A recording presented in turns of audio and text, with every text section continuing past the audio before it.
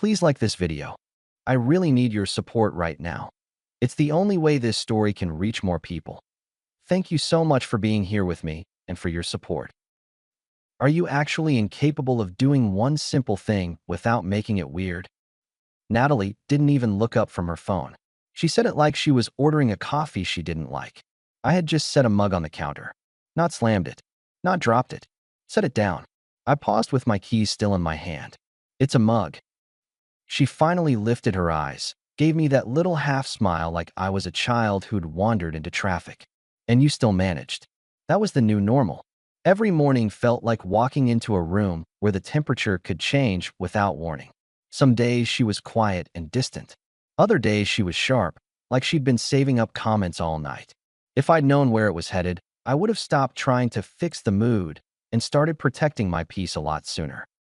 Did something happen? I asked, keeping my voice level. Because you're talking to me like I'm a stranger who left the cart in the middle of the aisle.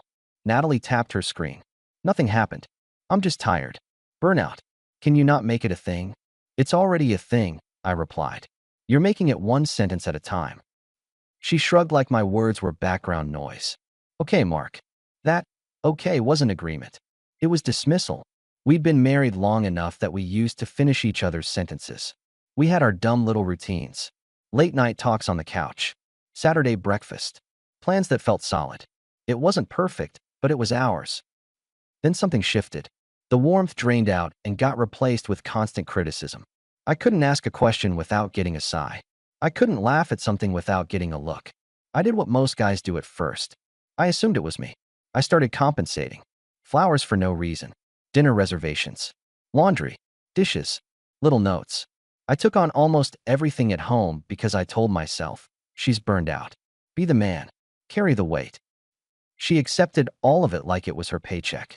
One night I came home with takeout and a small gift bag. Nothing fancy. Just something I knew she used to like. Natalie glanced in, barely moved her eyebrows. You bought this, why? Because I thought of you, I said. She exhaled through her nose. Must be nice to have that kind of time. I stared at her. I'm literally trying. Yeah, she said, voice flat. Trying to get credit.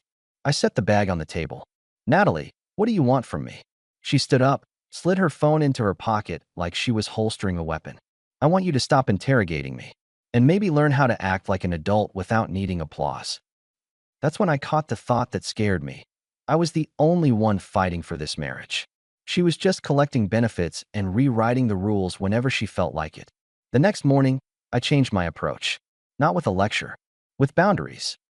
Over breakfast, I pushed my plate back and said, we're doing separate schedules this week. I'm not doing the nightly walk on eggshells routine. Natalie blinked. What does that mean? It means if you want to talk, we talk respectfully, I told her. If you want to throw jabs, I'll be in my office or at the gym.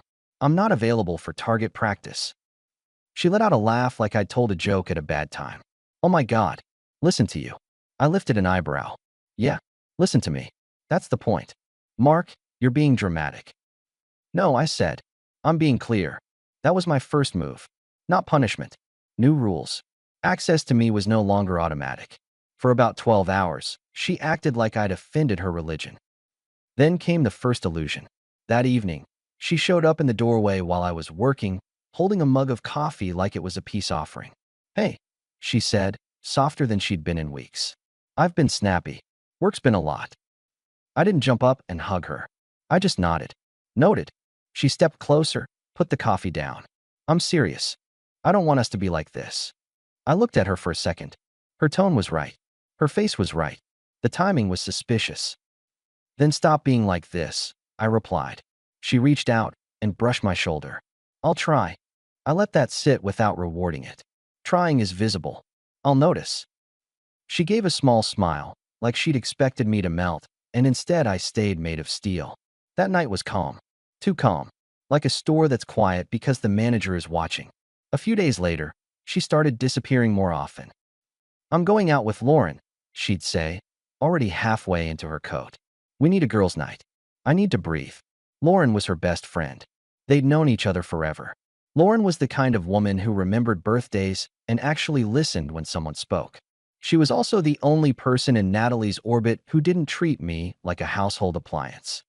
Let me pause the story for just a second. If you're still here, please hit the like button. It really helps YouTube recommend this story to more people. Thank you so much for your support. Now, let's get back to the story. The first time Natalie said it, I didn't argue. Have fun, I told her. Text me when you're heading home. She rolled her eyes. I'm not a teenager, Mark. I didn't say you were, I replied. That's just basic courtesy. She walked out anyway, leaving the door a little too hard. I tried to ignore the itch in my gut. Not jealousy, pattern recognition. Then it happened. I was at the store after work, grabbing groceries, and I saw Lauren in the frozen aisle. Alone, calm, in leggings and a hoodie, reading the back of a box like her life wasn't on some late-night, girls' night schedule. I stood there for a second, basket in my hand, just watching to make sure I wasn't seeing things. Lauren looked up, and her face brightened. Mark, I walked over. Hey, didn't expect to see you. She held up the box. I'm trying to pretend I cook. You know, adult theater. I chuckled. Natalie said you two were together tonight. Lauren's smile faltered. Just a beat. But it was enough. Tonight, she repeated. Yeah, I said, keeping it casual. She texted earlier. Said she was with you. Lauren stared at me like she was doing math she didn't want to do. That's weird. My stomach went still. Why? We haven't seen each other in a while, she admitted. We've been texting, but tonight? No. I didn't react big. I didn't need to. The puzzle piece slid into place on its own. Lauren lowered her voice. She's been complaining about you. Of course she has, I replied dry. Lauren winced. Not fair stuff. More like, you're not doing enough. You don't get her. You're behind. I stared at the freezer door. I've been carrying the house like a moving company. I know, Lauren said quickly. That's why it didn't sit right with me. I looked at her then. Really looked. She wasn't smirking. She wasn't gossiping for fun. She looked uncomfortable and a little protective. Lauren added, quieter. If I'm being honest, men like you aren't common. There was something in her tone, warm, slightly teasing, but not reckless. More like she was reminding me of something I'd forgotten. I wasn't crazy for expecting respect. I gave her a half smile. Careful.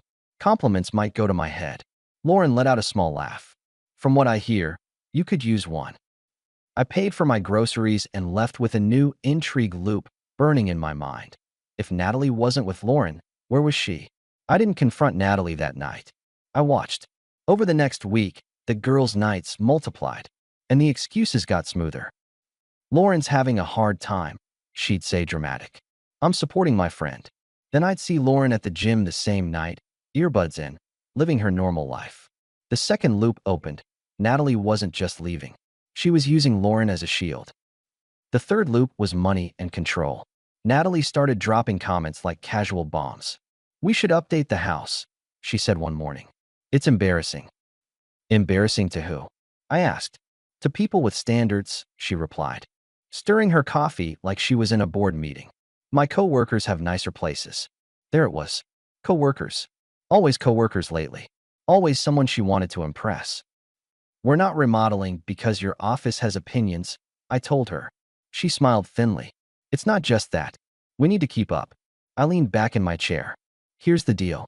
Household budget stays as is. My savings stays separate. If you want extra projects, you can fund them. Her eyes sharpened. So now you're controlling money? No, I corrected. I'm controlling access to my money. Big difference. Natalie scoffed. Wow, you're really on a power trip lately. Call it whatever helps you sleep, I replied. I'm done being the automatic yes. She stood, grabbed her bag. You're impossible. And you're not mysterious, I said calm. You're just acting like someone with a backup plan. Her head snapped toward me. Excuse me. I shrugged. If it doesn't apply, don't wear it. She walked out without answering. That silence was an answer. Later that day, I texted Lauren. Not flirting. Not drama. Just a straight line. Me. Can we talk for 10 minutes? Somewhere public. She replied fast. Lauren, yes. Are you okay?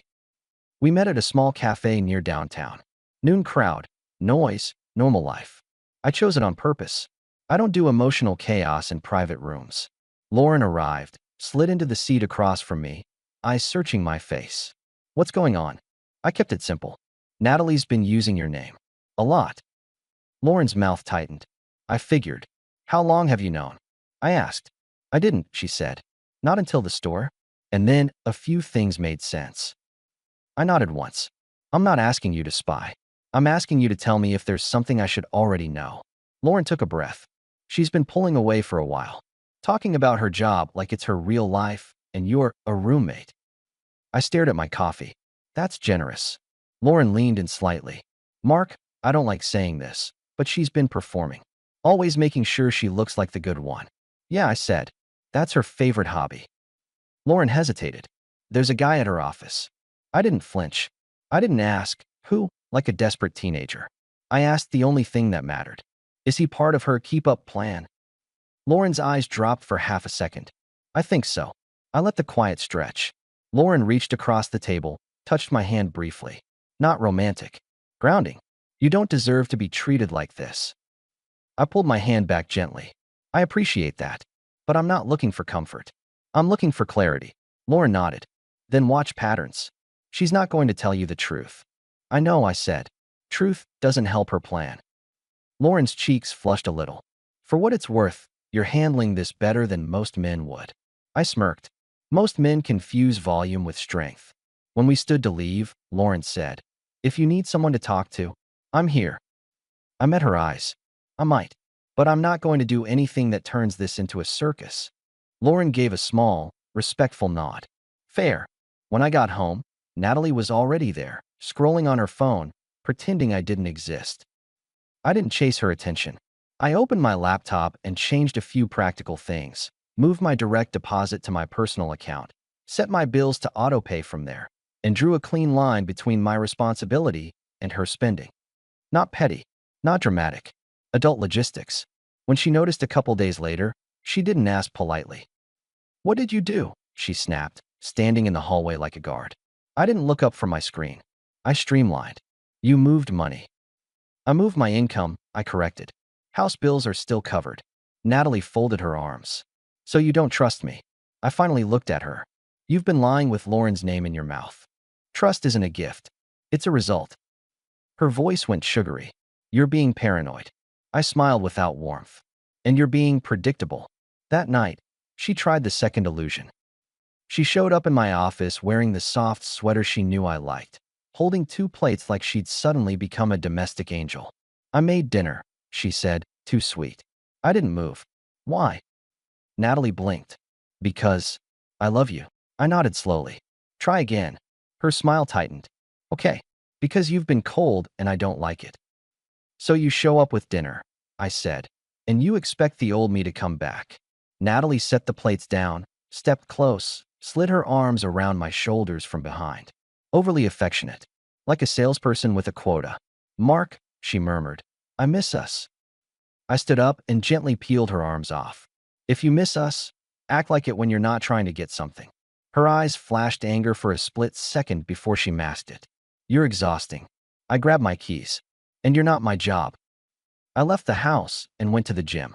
While I was there, I ran into my friend Dwayne, mid-40s, loud, blunt, the kind of guy who could smell nonsense from across a parking lot. He pointed at my face. You look like a man who sleeps next to a stranger. I laughed once. That's a pretty accurate diagnosis. Dwayne leaned on the counter. You finally gonna do something about it? Or you gonna keep playing Mr. Understanding? I'm doing something, I said. I'm watching. I'm adjusting. Dwayne snorted. Good. Because disrespect doesn't get better with patience. It gets bolder. I nodded. Yeah, I'm noticing. 2 days later, Natalie texted me in the late afternoon. Natalie, working late. New project. Don't wait up. I read it twice. No emotion. Just data. I didn't reply. Not as a punishment. As a signal, your words don't automatically deserve my attention. Then I made a decision. I drove to her office. Not to cause a scene. Not to beg for a conversation. I wanted one thing. Confirmation. Reality. No more guessing. I parked across the street where I had a clear view of the entrance. Engine off. Lights dim. I sat there like a man watching weather roll in. Time moved slow. The building emptied out in waves. A few people walked out alone, tired, phones in hand. Then the door opened again. Natalie stepped out, laughing. Not polite laughter. Not work laughter. Real laughter. The kind I hadn't heard from her in months. A man walked beside her. Mid-30s maybe. Confident posture. The type who wears his job like armor. He put a hand at the small of her back like it belonged there. Let me pause the story for just a second. If you're still here, please hit the like button. It really helps YouTube recommend this story to more people. Thank you so much for your support. Now, let's get back to the story. Natalie didn't pull away. She leaned into him like gravity. I didn't react. I didn't slam my steering wheel. I didn't whisper, no, like a movie character. I just watched. Calm, cold, clear. They moved toward his car, still talking. Natalie's face was open, warm, alive. So the warmth wasn't gone. It was just rerouted. She got into his passenger seat. Door closed. Car rolled out. I waited 3 seconds, then started my engine and followed at a distance. Not reckless, not fast, just steady. They drove across town and pulled up to a hotel. A plain one. Not flashy, not a vacation spot. Just a place you go when you don't want to go home. The man stepped out, walked around, opened her door. Natalie smiled at him like he'd done something noble. They went inside together without looking around. No hesitation. No, this feels wrong. Just routine. And that's where something in me switched off.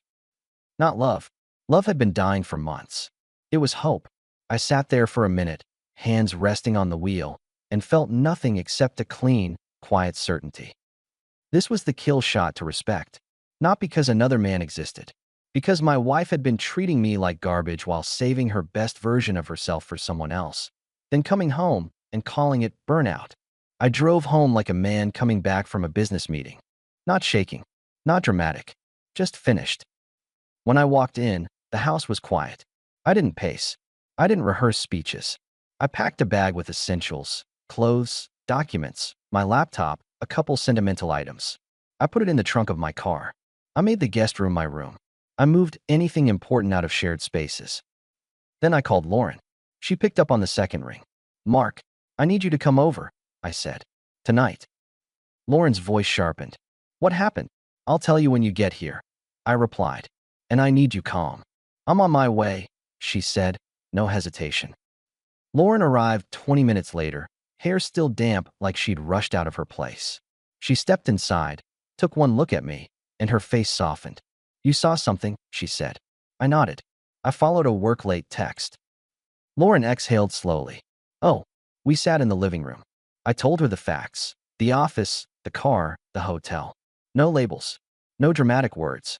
Just the timeline. Lauren listened with her hands folded tight in her lap.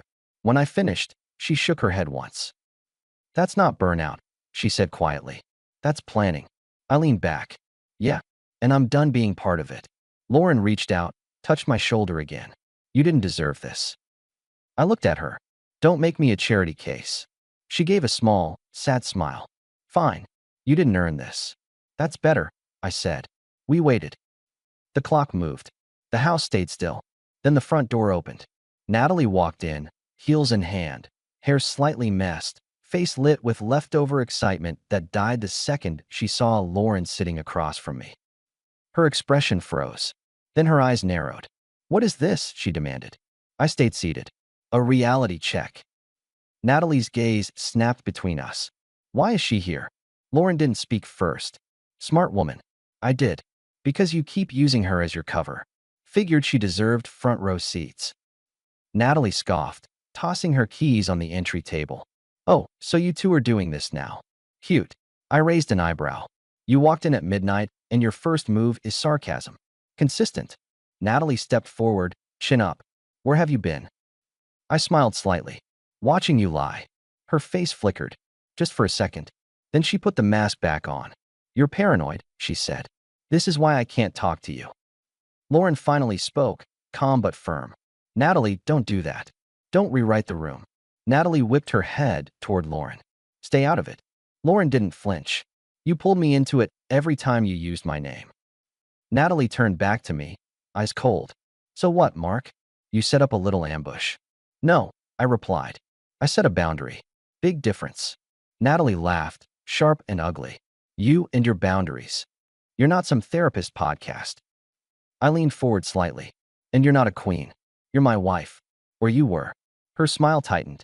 Oh, please. You should be grateful I'm even still here. Lauren's eyes widened. She looked at Natalie like she couldn't believe the words actually came out. I nodded slowly. That's the line you chose? Natalie shrugged. Truth hurts. Not tonight, I said. Tonight, truth ends. Natalie's face hardened. What is that supposed to mean? It means I saw you, I told her. At your office. With him. I followed you. I watched you walk into a hotel. The room went silent. Natalie didn't deny it right away. That was the loudest answer she could have given. Then she tried to pivot. You followed me? She snapped. That's creepy. That's controlling. I gave a short laugh. You're standing here fresh from a hotel, and you want to critique my behavior. The confidence is impressive. Natalie's voice rose. You're insane. Lauren stood up, stepping closer to me, not aggressive, just present. She put an arm around my back, a steadying gesture. Natalie saw it, and her face changed, like she'd been waiting for a different story to tell herself. Oh my God, Natalie spat. So that's what this is. You're doing this with her. I looked at Natalie like she'd just tried to sell me a broken chair. Listen to yourself. Natalie pointed at Lauren. You're disgusting. Lauren's voice stayed even. Natalie, you don't get to play moral referee tonight.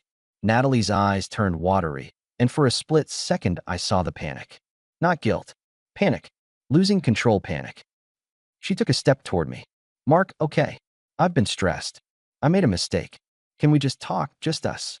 I stood up. Calm. No. Natalie blinked hard. What do you mean no? I mean you had months to treat me like a husband, I replied. You chose to treat me like an inconvenience. I was burned out, she said quickly. You don't understand my job. I nodded. I understand lying. I understand contempt. I understand you saving your warmth for someone else and bringing your bitterness home to me. Natalie's voice cracked. It wasn't like that. I grabbed the guest room key from my pocket and held it up. Your stuff goes in the spare room until you pack. You're not sleeping in our bed. Natalie stared at the key like it was an insult. You can't do that. I already did, I said. Adult logistics. Remember? She shook her head, breathing faster. Mark, you're overreacting. I stepped closer, not in her space, just close enough that she had to look at me. You don't get to decide my reaction anymore. Lauren stayed quiet, but she didn't move away. Natalie noticed that too. Natalie's voice went sharp again, switching tactics. So what, you're leaving me? After everything? After everything? I repeated. You mean after I carried this house while you treated me like a punching bag? Natalie threw her hands up. I was unhappy. Then you leave, I said. You don't run 2 lives and come home to insult me. Natalie's face crumpled into tears like a button got pressed. I'm sorry. I'm sorry, okay? I'll fix it. I'll quit that project. I'll change teams, whatever you want. I shook my head once. I don't want anything from you. That's the point. Natalie wiped her cheeks, voice trembling. Are you seriously going to throw away a marriage? I nodded toward the front door. You threw it away one lie at a time. She stared at me, then at Lauren, then back to me. So this is it. This is it, I confirmed. I'm filing for a divorce. You'll pack tonight or tomorrow, but you won't be here next week. Natalie froze. You can't just. I can't, I cut in. And I am. She looked around like she expected the house to side with her. Then she tried one last move, softer voice, almost sweet. Mark, she whispered, we had plans. I nodded. Yeah, I did. You had a different plan. That landed. Her face tightened. She opened her mouth, closed it, then grabbed her keys again like she suddenly remembered she had somewhere else to be. Natalie walked toward the spare room, stopped, turned back with one final shot. You'll regret this. I smiled. Not mean, just honest. No, you will, because you're losing comfort, status, and control in one night. Her eyes flashed rage, then fear, then nothing. She turned and walked away. Lauren exhaled like she'd been holding her breath for an hour. Are you okay? I looked around my living room, the quiet, the clean lines of a life that was suddenly mine again. I'm not okay, I replied, but I'm clear. Lauren nodded. What do you need? I pointed to the couch. Sit. Don't say poor Mark. Just be human. Lauren Saturday, okay. Human mode. I dropped into the chair across from her. If I start doubting myself, remind me of the hotel. Lauren's expression hardened. I will. The next weeks weren't dramatic. They were practical. Natalie packed. She tried a few more emotional swings, sad one day, angry the next, then overly polite like we were co-workers in a hallway. I didn't bite. I kept everything clean and respectful, but distant. No long talks. No second chances. No closure, conversations that really meant more manipulation. When she tried to start an argument on the driveway, I held up a hand. Not doing that, I told her. You're acting like I'm nothing, she snapped. I nodded. I'm acting like you're an adult who made adult choices. She wanted a messy ending because messy endings keep strings attached. I gave her a quiet ending because quiet endings have locks. Months later, my life looked different. I moved into a place that felt like mine, simple, organized, peaceful. I got back into my routines. I spent time with Dwayne and a couple other guys who didn't feed drama. Work improved because my mind wasn't constantly bracing for the next insult at home. Lauren and I didn't jump into anything like teenagers. We took it slow. Coffee, long talks, small steps. She showed up consistently. No games. No need to earn basic kindness. One night, sitting on my back patio, she said, "You're lighter." I smirked. I'm not carrying someone who hates me anymore. Lauren smiled. Good. Because I'm not competing with that version of your life. You won't have to, I told her. I don't go backward. As for Natalie, I heard bits and pieces through mutual circles. Her office life didn't turn into the fantasy she'd been chasing. The social shine faded fast when she didn't have my stability underneath it. People who like secret fun rarely like real responsibility. I didn't celebrate her downfall. I just noticed the math. She spent months trying to make me small so she could feel big. In the end, the only thing that got smaller was her world. And the last thing I ever said to her, right before she drove off with her trunk packed, was simple. You didn't lose me because I stopped loving you. You lost me because you stopped respecting me. Then I went back inside my house, closed the door, and slept like a man who finally belonged to himself again.